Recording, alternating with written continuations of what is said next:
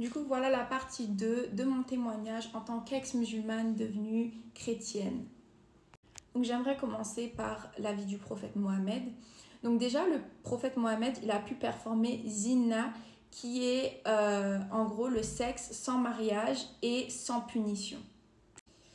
Il a eu le droit de se marier à une petite fille de 9 ans et l'autre, elle avait 13 ans, il me semble, Aïcha et Fatima.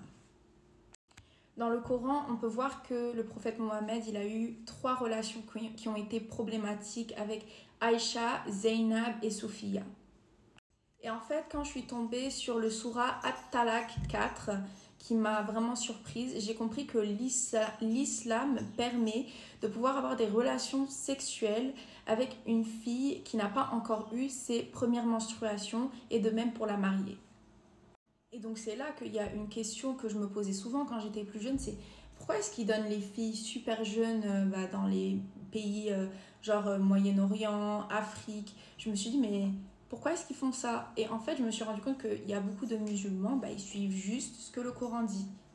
Il y a des musulmans qui bien évidemment écoutent le Coran au doigt et à la lettre, et il y a des musulmans qui eux malheureusement sont vraiment dans le péché constant et sont dans la méchanceté.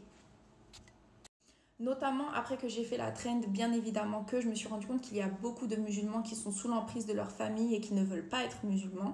Il y a une fille qui est venue me voir en privé et elle m'a expliqué que ses parents l'ont enfermée chez elle pendant 2 jours parce qu'elle ne voulait pas porter son hijab, sachant qu'elle ne se sent juste pas bien dans la religion musulmane et qu'elle veut devenir chrétienne. Et donc, en lisant le Coran, je soulève que le prophète Mohammed a désobéi à Allah plusieurs fois et qu'il a fait des choses atroces au nom d'Allah. Et ce n'est pas permissible, en fait, de faire des atrocités au nom de Dieu. Donc, nous avons par exemple la bataille d'Azab. Et donc, le prophète Mohammed venait d'arriver à Médine et il y a eu une constitution entre 3 tribus.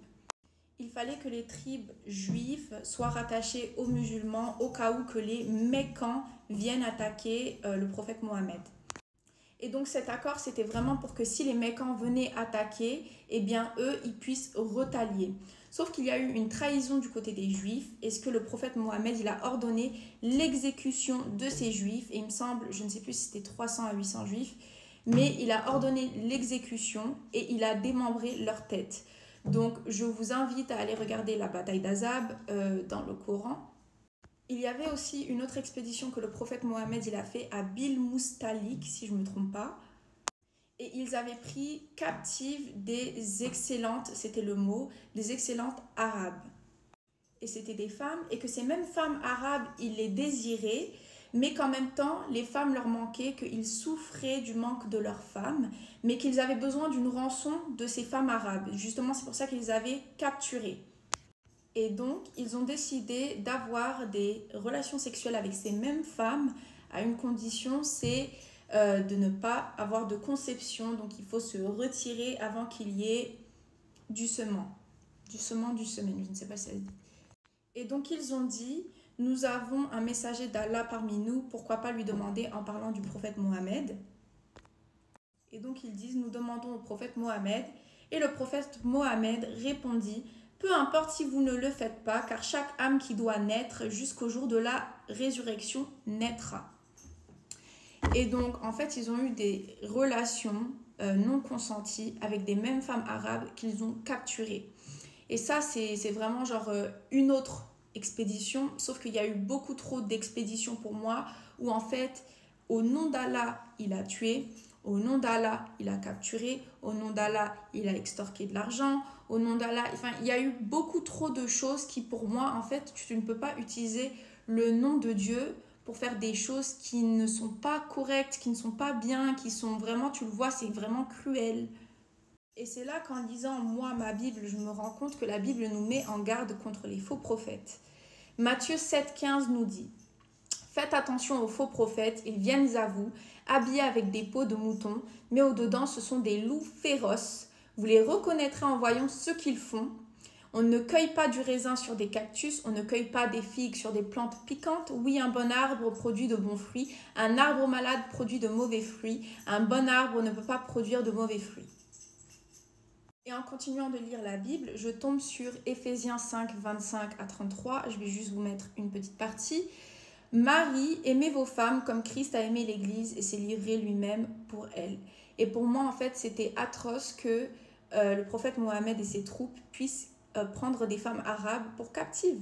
Non, Jésus, lui, il n'a pas fait ça. Lui, Jésus, il était la vérité. Et d'ailleurs, c'est écrit dans le Coran que Jésus n'a jamais menti. Il n'a jamais péché. Il était saint.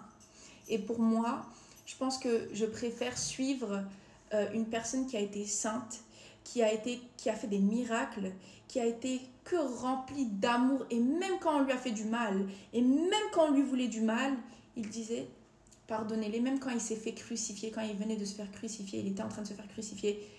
Pardonne-les, mon Père, ils ne savent pas ce qu'ils sont en train de faire. Même lorsque des personnes sont venues pour l'attaquer, tout ce qu'il avait en lui, c'était de la bonté. Et donc dans l'islam, on n'a pas le droit de remettre en question la parole de Dieu, les versets de Dieu, ce qu'il fait pour nous. Alors que nous, dans la Bible, ça nous dit que nous avons le droit de nous poser des questions, mais par contre, il faut que nous puissions tester les esprits et voir s'ils sont de Dieu. Car il y a des esprits qui viennent et ils ne sont pas de Dieu et ils vont vous parler et vous allez penser que c'est Dieu, alors que pas du tout. Il faut savoir que Satan, c'est le prince des airs. Ça veut dire qu'il ne sait pas ce qui est dans votre tête, mais il peut mettre tout ce qu'il veut dans votre tête. C'est-à-dire qu'il peut créer le doute, l'angoisse, l'anxiété, vraiment de tout. Et c'est pour ça que la Bible nous encourage à vraiment tester l'esprit pour voir s'il vient de Dieu. C'est comme les rêves. Regardez bien vos rêves s'ils sont envoyés par Dieu. Et c'est triste parce que l'islam, du coup, dit que si tu le remets en question, si tu te poses trop de questions sur lui, tu vas devenir mécréant, tu commences à partir sur le mauvais chemin et en fait, tu n'as jamais le droit de le remettre en question. Pourquoi? Parce que tout est parfait. Tout est parfait. Tu n'as pas le droit, jamais, peu importe la situation, jamais. Et l'islam dit qu'il faut écouter son cœur alors que la Bible nous dit, dans Jérémie 7, 24 à 28, et ils n'ont point écouté, et ils n'ont point prêté l'oreille, et ils ont suivi les conseils, les penchants de leur mauvais cœur. Ils ont été en arrière et non en avant. La Bible nous explique vraiment que le cœur, ça peut vraiment varier, ça peut changer.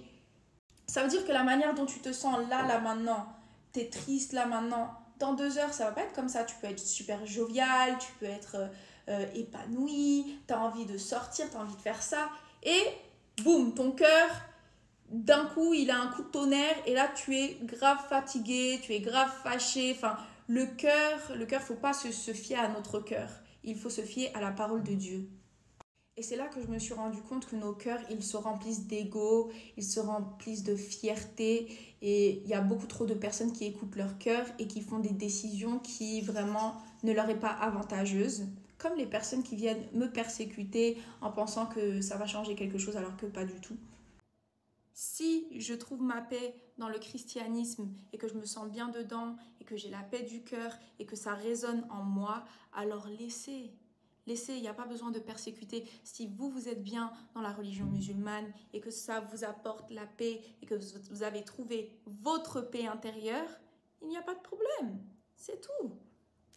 Et pour finir cette vidéo, je vais répondre à quelques questions. On m'a demandé est-ce que je me suis fait baptiser. Oui, je me suis fait baptiser, pas dans une église, mais à la plage avec mon pasteur. On m'a demandé si je me sentais bien et comment ma relation avec Dieu elle a évolué. Eh bien, je ne me suis jamais autant ressentie proche de Dieu qu'à l'heure d'aujourd'hui et je lui suis infiniment reconnaissante et vraiment, voilà, gloire à Dieu, que Dieu vous bénisse et qu'il vous exauce vos prières. Et je vous fais des gros bisous et bonne journée, bonne soirée.